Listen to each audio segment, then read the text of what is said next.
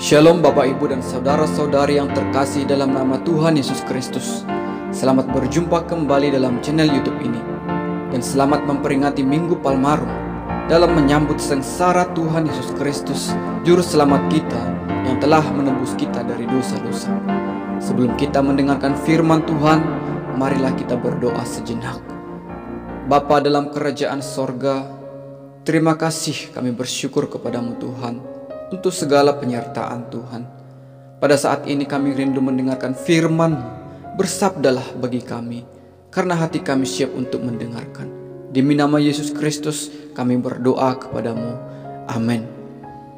Umat Tuhan, firman Tuhan bagi kita di minggu ini diambil dari Mazmur 118 ayat 19 sampai 29. Dengan tema minggu, diberkatilah dia yang datang dalam nama Tuhan.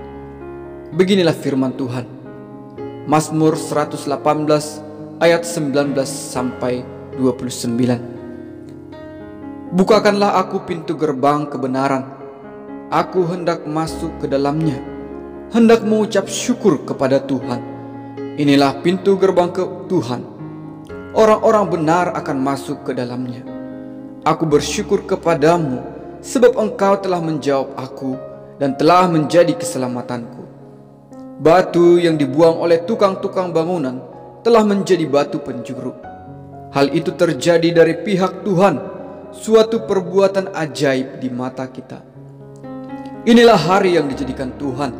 Marilah kita bersorak-sorak dan bersuka cita karenanya. Ya Tuhan, berilah kiranya keselamatan. Ya Tuhan, berilah kiranya kemujuran. Diberkatilah dia yang datang dalam nama Tuhan. Kami memberkati kamu dari dalam rumah Tuhan. Tuhanlah Allah, Dia menerangi kita. Ikatkanlah korban hari raya itu dengan tali pada tanduk-tanduk mezbah. Allahku engkau, aku hendak bersyukur kepadamu. Allahku, aku hendak meninggikan engkau. Bersyukurlah kepada Tuhan, sebab Ia baik, bahwasanya untuk selama-lamanya kasih setianya. Demikianlah firman Tuhan. Terpujilah dia yang bersabda. Umat Tuhan, di dalam menyambut sengsara Tuhan Yesus, tentunya kita perlu banyak merenungkan karya-karya ajaib yang dilakukan oleh Yesus selama di dunia ini. Kesengsaraannya ini merupakan wujud cinta kasih Allah kepada kita manusia yang sudah hancur ini. Kesengsaraan yang mendatangkan kemujuran dan kebaikan bagi orang yang merespon kasih Allah ini. Dalam Minggu Palmarum ini, kita diajak untuk ikut ambil bagian menikmati perjalanan hidup Yesus selama di dunia ini, di mana kita datang menyambut Raja Pembawa Keselamatan, Raja yang duduk di atas keledai, yang menandakan kerendahan hati dan membawa perdamaian.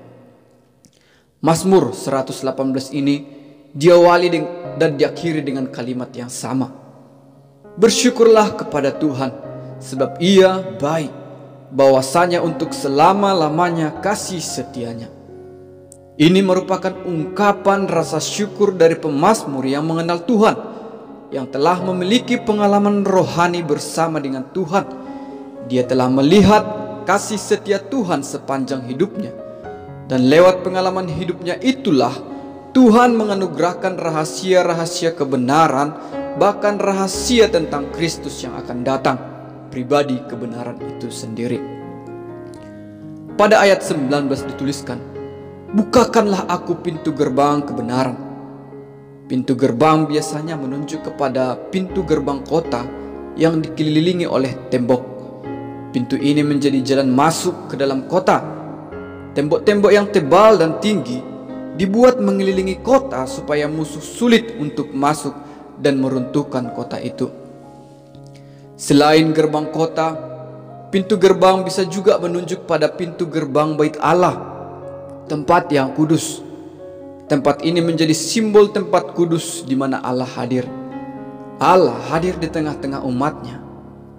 Masuk ke dalam Bait Allah berarti masuk ke dalam tempat kudus, tempat untuk melakukan persembahan korban, tempat untuk memuji dan memuliakan Tuhan, tempat yang berlimpah pengajaran dan kebenaran.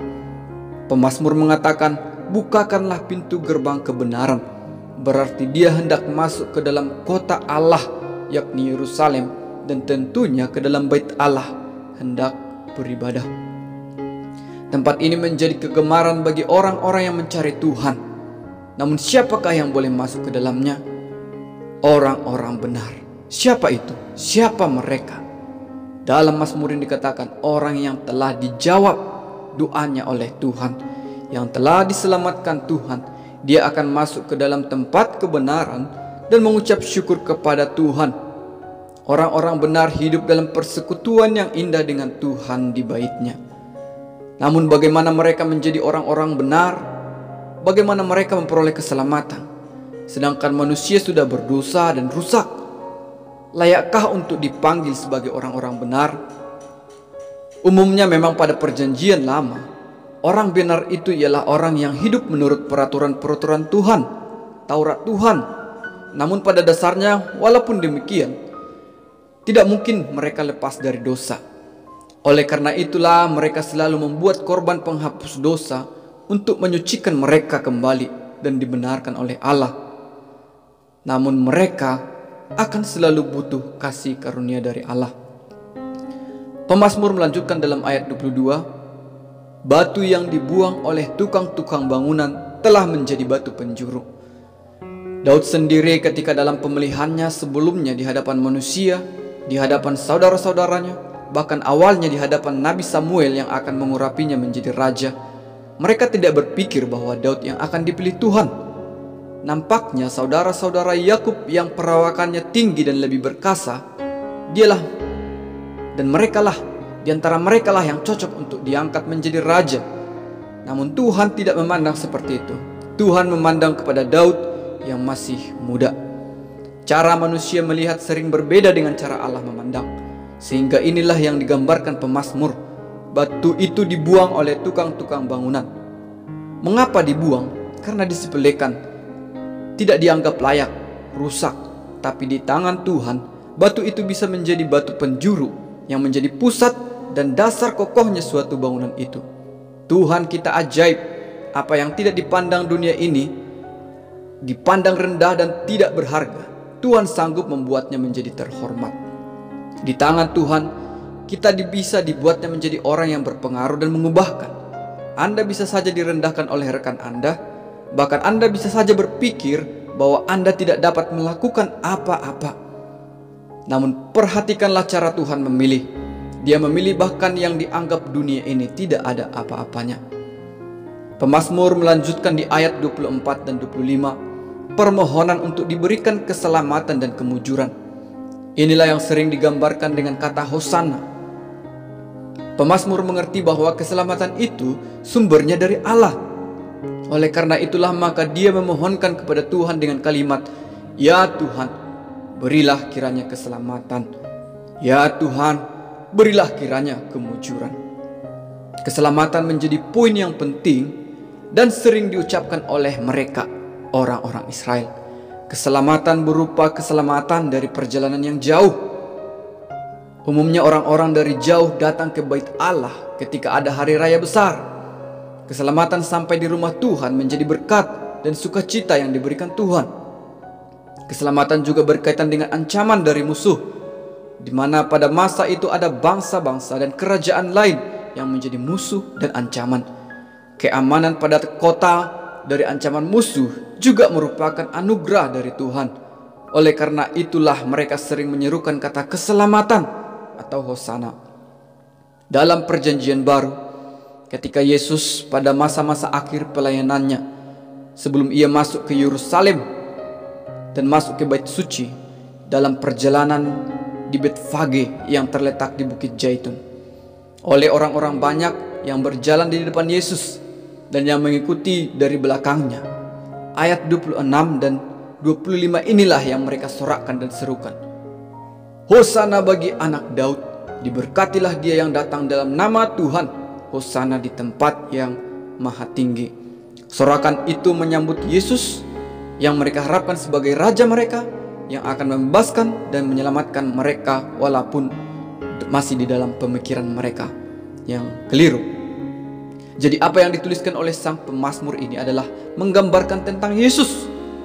Dia yang akan masuk ke dalam gerbang kebenaran itu. Bahkan dialah kebenaran itu sendiri. Dialah pemberi keselamatan yang sesungguhnya. Dia datang hendak menggenapi rencana Allah untuk menyelamatkan orang Israel, bahkan seluruh dunia. Dan siapakah orang-orang benar yang disebutkan masuk ke dalam gerbang Tuhan, yang kepadanya diberikan keselamatan? Yaitu orang-orang yang percaya kepada Yesus Kristus. Orang-orang yang menyambut Yesus, namun tidak hanya berhenti hanya menyambut, melainkan percaya kepadanya, menerima Dia sebagai Tuhan dan Juru Selamat hidupnya. Yesuslah jalan masuk ke dalam kota kebenaran yang sejati, Sion, kota Allah. Yesuslah pintu gerbang kebenaran. Dengan cara nantinya Dia mengorbankan dirinya supaya kita diberikan keselamatan. Tak ada yang boleh menikmati kota Allah yang sejati kecuali yang masuk melalui iman kepada Yesus Kristus. Lalu siapakah batu yang dibuang oleh tukang bangunan itu? Dialah Yesus. Dialah yang dihukum, dianiaya dan diadili, dan dibunuh oleh majelis agama dengan cara disalibkan. Yesuslah yang dibuang oleh tukang bangunan Allah, yaitu imam dan majelis agama. Walaupun pemimpin-pemimpin agama menolak Yesus dan membuangnya, tapi Tuhan menjadikan Yesus sebagai dasar dari umatnya, yaitu gereja, setiap orang yang percaya. Di dalam Dia kita diselamatkan, di dalam Dia kita diberkati, di dalam Dia kita diterangi, di dalam Dia kita bersuka cita dan bersorak-sorai. Di dalam Dia kita tidak dibuang, kita diubahkan dan menjadi baru. Di dalam Dia kita tidak dipermalukan, namun akan dimuliakan bersama-sama dengan Dia kelak. Haleluya. Di Minggu Palmarum ini kita merayakan dan sekaligus menyambut Raja Kebenaran. Ketika Yesus hendak masuk ke dalam hati kita, ke dalam kehidupan kita, ke tengah-tengah keluarga kita, sambutlah Dia dengan sorak-sorai dan sukacita. Inilah hari yang dijadikan Tuhan. Marilah kita bersorak-sorak dan bersukacita karenanya.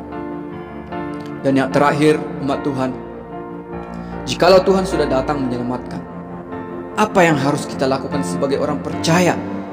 Jika kita sudah diubahkan, diperbaharui olehnya, bagaimana kita merespon kebaikan Allah itu? Pada ayat 26 dituliskan, kami memberkati kamu dari dalam rumah Tuhan. Ini adalah berkat di mana Tuhan memanggil bangsa Israel untuk menjadi berkat bagi semua bangsa. Banyak orang dan berbagai bangsa dan berbagai bahasa yang datang ke Yerusalem. Tuhan ingin dari rumahnya berkat itu sampai kepada bangsa-bangsa. Ada tempat yang sebenarnya disediakan di pelataran bait suci, di mana bangsa-bangsa lain boleh berdoa kepada Allah Israel. Ini merupakan panggilan Tuhan kepada leluhur orang Israel, yaitu Abraham. Tuhan memberkati Abraham, dan olehnya semua bangsa akan diberkati. Tuhan memberkati Israel, dan olehnya bangsa-bangsa diberkati. Tuhan memberkati gereja kita, dan oleh kita seluruh suku bangsa mendengarkan berita keselamatan. Amin. Inilah panggilan kita. Tuhan ingin kita yang telah diberkati, dengan diberikan anugerah keselamatan, kita harus memberkati orang lain dengan cara membagikan keselamatan. Kita harus memberitakan Injil keselamatan itu. Kita harus menjadi saksi kebenaran Tuhan. Kitalah rumah Tuhan, maka marilah memberkati supaya seluruh bumi sujud kepada Allah kita. Amin. Demikianlah firman Tuhan. Marilah kita berdoa. Terpujilah Engkau Tuhan kami yang telah bersabda bagi kami. Benar bahwa Engkau adalah batu penjuru hidup kami, batu yang dibuang oleh ahli-ahli bangunan, tetapi Tuhan pilih untuk menjadi dasar gereja. Tuhan, kami tidak ingin dibuang, kami tidak ingin dipermalukan. Kami mau hidup di dalam Engkau. Perbaharuilah kami dan ubahkanlah kami. Berkatilah umat-Mu yang menanti-nantikan campur tangan Tuhan di dalam kehidupannya. Kami menyambut Engkau hadir Tuhan. Kami mau Tuhan masuk ke dalam hati dan keluarga kami, ke dalam kehidupan kami. Ubahkan kami Tuhan. Biarlah Minggu Palmarum ini menjadi minggu peringatan kami menyambut Tuhan masuk ke dalam kota kudus-Mu, ke dalam bait Allah, ke ke dalam hati kami sendiri. Terima kasih Tuhan, dalam nama Yesus kami berdoa. Amin.